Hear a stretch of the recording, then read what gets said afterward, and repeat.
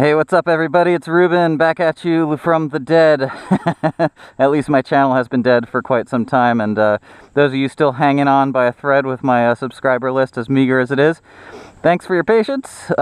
Today I'm riding my awesome 2008 Triumph Scrambler 900, and sadly, more than likely, this is the last day I'm going to own it, because tomorrow there's a very excited new owner about to receive it, but today it's still mine. I've only had this bike for about 6 months.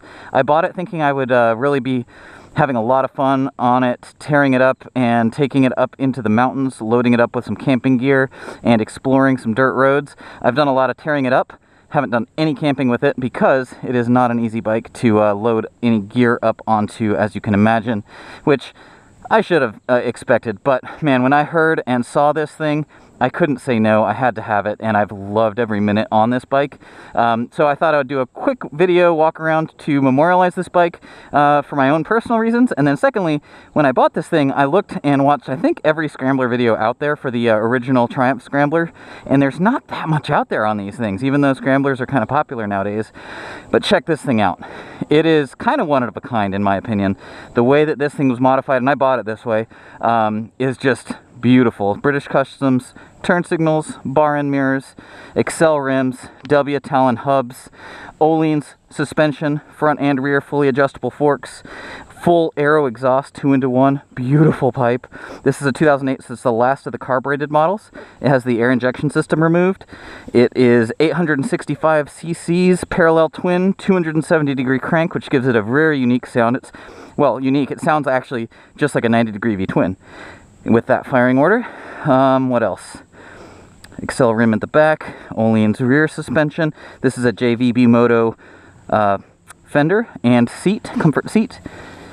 Just an awesome, awesome bike to ride.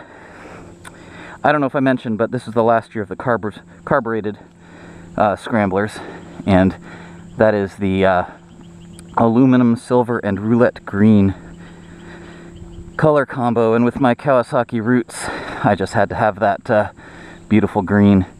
I love it. Anyway, I'll stop talking. Let me hop on and go for a ride. You guys got to hear this thing. It is freaking awesome. If it starts. There we go. It starts every time. Just have to give it a little gas. Carbs. Only 8,900 miles on this thing right now. Pretty incredible. But listen to that thing. So cool. So I'll just take you for a quick spin on it so you can see what it's like to ride a Scrambler. This thing's, with the lighter wheels and everything, change of direction is just awesome.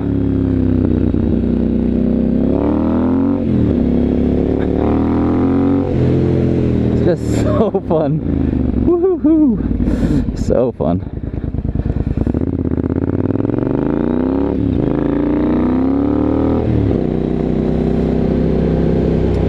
I'm definitely going to miss this bike. It's got these Heidenau Scout tires on it. You may have noticed they're kind of knobby. A little on the aggressive side for off-road. Honestly, they're more like a 50-50 tire. And keep in mind, this bike weighs probably in the 450-pound range. Don't know the exact figure, especially with all the modifications this one has, with the rear fender removed and the different wheels and everything. Probably, obviously, a bit lighter than stock, but still not a light bike. So, and the Ohlins suspension is quite firm. It handles almost like a tall sport bike.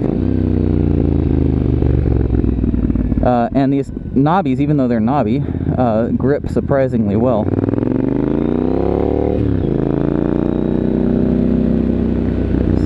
Down here on one of the fingers out by the lake. You probably can't see through the trees there, but these are all lakefront houses. Might be able to see here. One thing about this bike that I'm not sure if I read about it, there's the lake, when I was researching, but when you're standing, that pipe kind of digs into your leg a little bit, or pushes your leg to the right, which kind of gets your foot halfway off the peg a little bit. It's just a little awkward to stand. When you're sitting, it's totally fine. Like, the leg's there, it's not warm, it's like barely warm on the leg with the heat shield. People always ask how hot it is there. It's really not that bad. And listen to the sound I mean, my goodness. What a bike.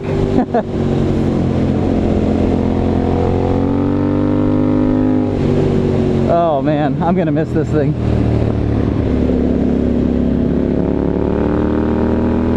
It pulls hard. And it just sounds amazing.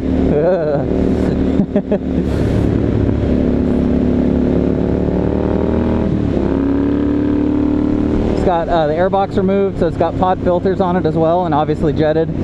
So it's been looked after. It's been done right. I'll run it up some gravel for you guys. Why not? Just not gonna drop it. Never dropped it. You can see that rear tire doesn't hook up super easy. It spins. It actually spins pretty easily on this gravel course. I'm probably running 35, 36 psi. But you can step the rear out. I don't know if you can tell on the video, but you can get the rear sliding pretty easy.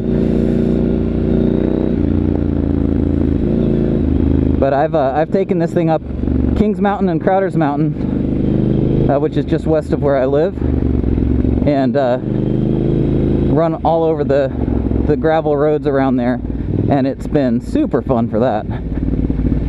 Just kind of going out and exploring.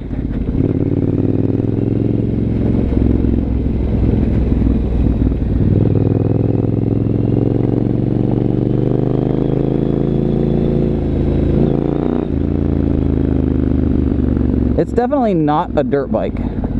I mean, it's great for gravel like this, but I've taken it on some single track, and just the weight and the suspension being so stiff make it a bit of a handful. If you start sliding the front out or anything and have to put your foot down, you're like, holy cow, this thing's, you know, saving. It's a bit of an exercise. But this is what they're made for, honestly. Like roads like this, it's just fantastic. I'll whip a little U-turn here.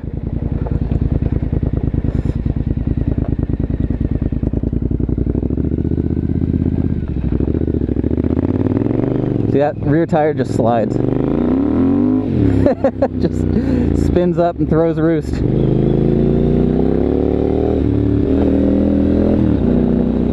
Put your elbows up and fly. It is cool actually to have a bike that's capable of going down gravel with this much power, you know. I mean, it's nothing to get this thing up to 70 miles an hour, and going down gravel, that's pretty exciting, especially when there's a car coming the other way. Hello.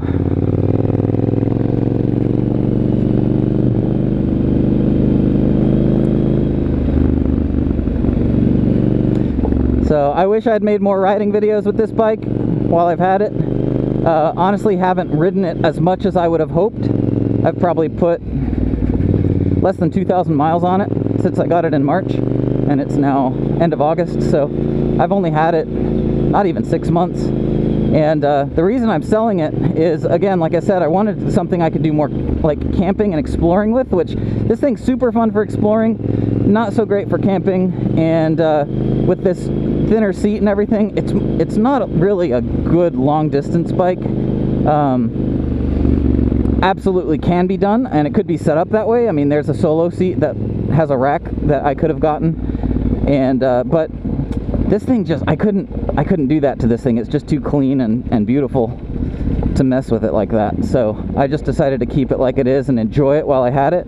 And I'm actually going to sell it tomorrow and possibly turn around and buy something like a BMW GS. I'm actually eyeing an 1150 GS Adventure. So I almost, when I bought this, I almost bought a Tiger. I was looking at the Tiger 800s, and I almost bought one, and I bought this instead. Don't regret it, because listen to that thing. I mean, wow. Sounds so good.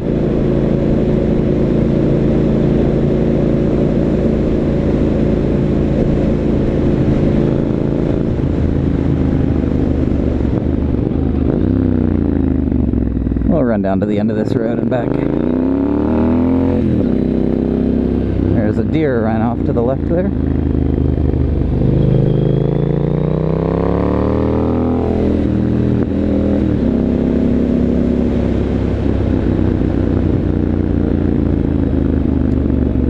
Dirt in the road.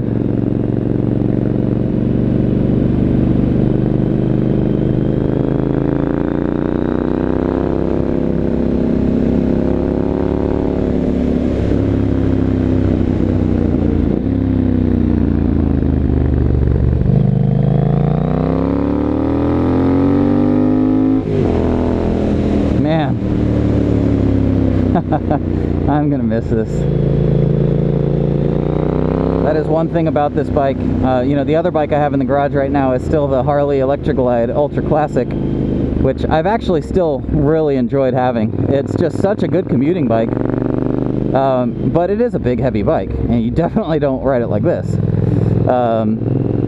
So I wanted something light and small and fun, and that's what I got with this. But interesting, what are they doing here? But at the same time, oh, look at that buck. That was cool.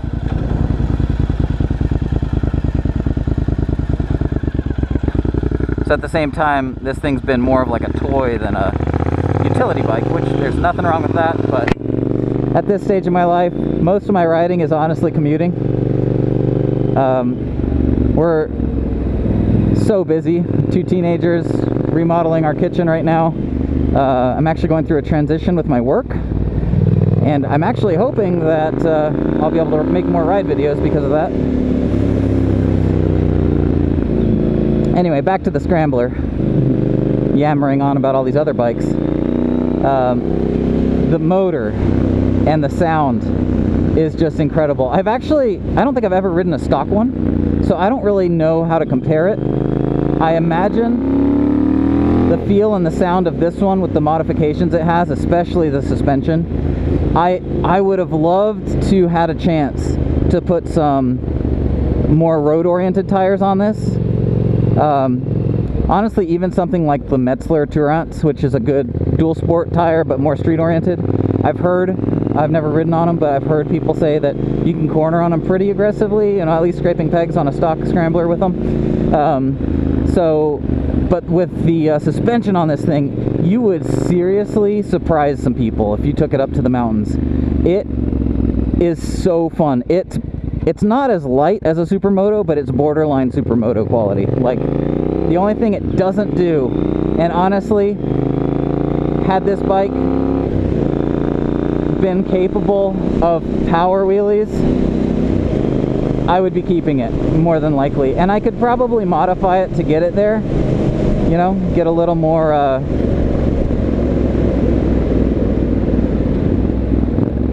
out of the engine as far as like cams, big bore kit, whatever. But I'll show you. So first gear, if you really like I mean, it's getting like an inch off the ground. If you hit like a railroad crossing or a nice big speed bump or something, it'll loft the front tire nice, and like over a crest or something, it'll do it in low speeds, like first, maybe second gear. But I don't know. I'm a bit of a hooligan. I like riding wheelies, and this bike is actually not as easy to wheelie as I was hoping or expecting that it would be. I've seen videos of other people wheeling them, so it's obviously doable, and I'm absolutely not the best wheelie guy in the world. But what I've found, especially with these tires, and of course if I had really gone after it and wanted to learn, I could have, but these tires, what happens at 35, 36 PSI, which I typically run on the street on these tires, it just gives me wheel spin. If I try to clutch it up, it usually just wheel spin. I've gotten it, you know, up a handful of times, and it's fun, but it just doesn't have, of course, my ZRX 1100 was just, I had it geared down, and it had all kinds of goodies on the motor too, so it was just a power wheelie machine. It had so much torque. It was so fun. But I digress. Again, if power wheelies were more possible, then I would be keeping it probably. And I could probably modify the bike to get there, but I really have the itch for an adventure bike. That's what we're going to be doing.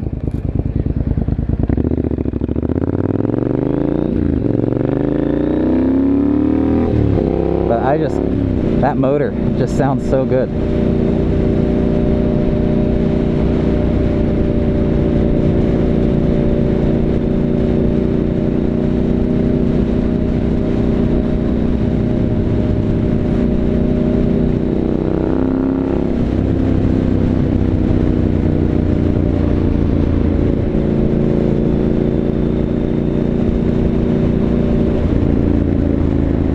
I'll pull off right here and give you one more look at the bike.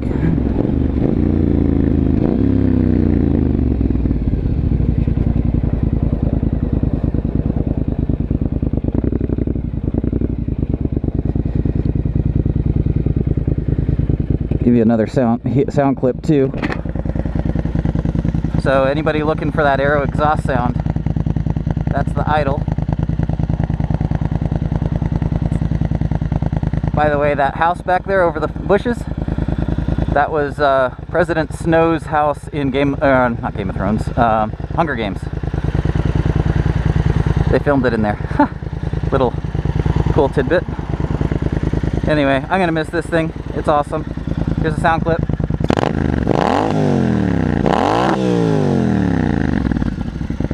Just an awesome bike. So, thanks for hanging out on my channel, even though I don't post a lot. Hopefully I'll do more videos sometime soon, get some more stuff out there. Honestly, it's the editing that kills me. I've got a few videos queued up that I've got, like, I don't know, 60 different files to put together into a video. This is just a one-take video, so I'm cool with that. I'll upload it, and you guys can enjoy. So thanks for riding along with me. I'll be back with some more awesome moto videos. Have a good one and ride safe.